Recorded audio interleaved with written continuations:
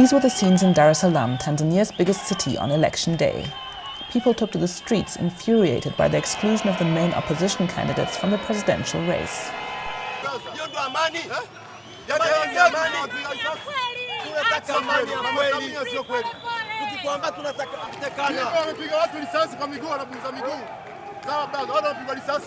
The number of injuries and reported deaths are still unconfirmed.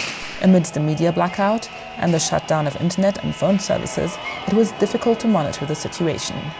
People tore down election posters, attacked police stations and destroyed ballot boxes. Reports of protests in other parts of the country also emerged.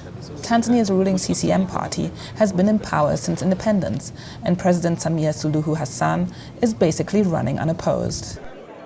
Tanzania's main opposition leader, Tundu Lissu, is in jail facing treason charges over remarks he made while pushing for electoral reforms.